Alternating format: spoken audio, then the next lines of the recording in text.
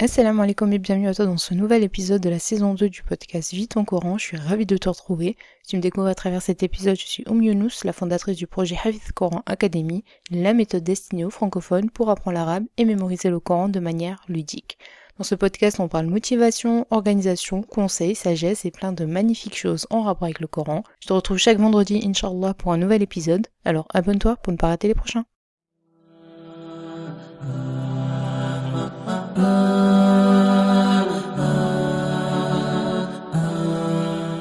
Alors aujourd'hui dans cet épisode, nous allons continuer notre série de podcasts spécial Ramadan que j'ai intitulé Ramadan Transformation. Chaque jour, nous allons ensemble découvrir une action simple mais puissante pour t'aider à grandir et à t'améliorer, que ce soit dans ta relation avec Allah subhanahu wa ta'ala, dans tes habitudes quotidiennes ou dans ta gestion du temps. Je veux que nous passions ce Ramadan ensemble et que tu prennes un moment chaque jour pour te reconnecter et avancer sur le chemin de la transformation pour faire de ce mois une véritable opportunité de progrès et de bienfait pour toi. Alors sans plus tarder, commençons par l'action du jour. Donc en ce 19e jour du Ramadan, je te propose aujourd'hui de faire du dhikr lors de tes activités quotidiennes. Alors le dhikr, c'est quoi? Le terme dhikr, il vient de la racine arabe dhakara qui signifie se souvenir ou se rappeler. Se souvenir et se rappeler de qui? Eh bien d'Allah subhanahu wa ta'ala. Et comment? Eh bien en le glorifiant, en récitant des mots, des formules qui vont rappeler sa grandeur, qui vont te rappeler sa présence. Et donc le dhikr, c'est une forme d'adoration qui est puissante et qui peut être pratiquée à tout moment. C'est ça qui est vraiment intéressant et qu'on va voir aujourd'hui. Le dhikr, le prophète alayhi salam nous a dit les actions les plus aimées auprès d'Allah subhanahu wa ta'ala sont celles qui sont accomplies régulièrement, même si elles sont petites. Et donc, notre but ici, c'est de maximiser dans notre temps en faisant régulièrement cette pratique du dhikr, même si c'est durant un court laps de temps, mais il faut en profiter. Donc tu vas transformer tous ces moments quotidiens de ta journée, ça peut devenir des occasions d'adoration si tu les remplis donc par du dhikr. Donc faire du dhikr pendant tes activités du quotidien, ça va te permettre de rester connecté à Allah subhanahu wa ta'ala, puisque le dhikr a énormément de bienfaits, que ce soit du point de vue spirituel, que ce soit du point de vue émotionnel et du point de vue mental.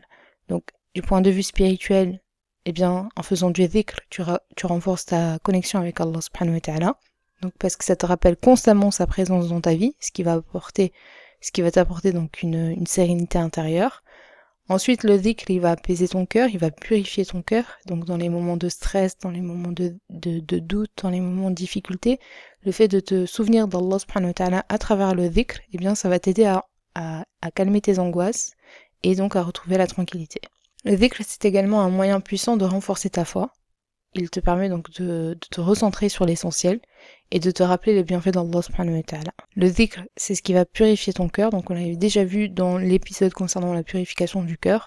Il va purifier ton cœur de plusieurs choses, que ce soit des pensées négatives, de l'orgueil, de l'inquiétude, etc. Et en même temps, il va t'aider à maintenir une attitude positive et à éviter de te laisser emporter par des émotions négatives.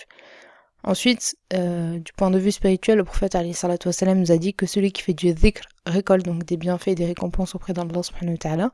Donc le dhikr, c'est un moyen d'obtenir la miséricorde d'Allah subhanahu wa ta'ala et donc d'augmenter les hasanat. Et en ce mois béni de Ramadan, le but c'est vraiment de multiplier les hasanat. Et si on a des occasions comme ça assez faciles avec le dhikr, il faut pas passer à côté.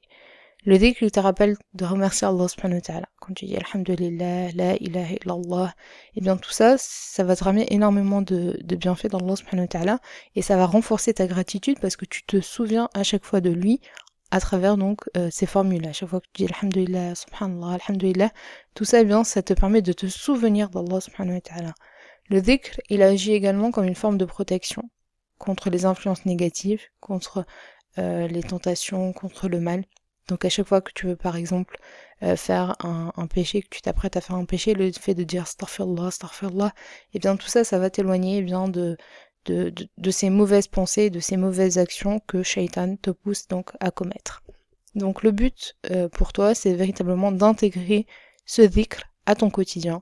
Et donc tu peux le faire à tout moment de la journée, que ce soit dans tes déplacements, par exemple durant une promenade, dans tes trajets, dans les transports, en voiture, en marchant dans la rue, tu peux remplir tous ces moments de dhikr et chaque pas que tu fais, eh bien, il va être accompagné de formules comme Subhanallah, Alhamdulillah, La ilaha illallah, etc. Donc quand tu te déplaces, que ce soit pour aller au travail, faire tes courses ou même allant d'une pièce à l'autre, même chez toi, eh bien tu prends un moment pour réciter donc ces formules.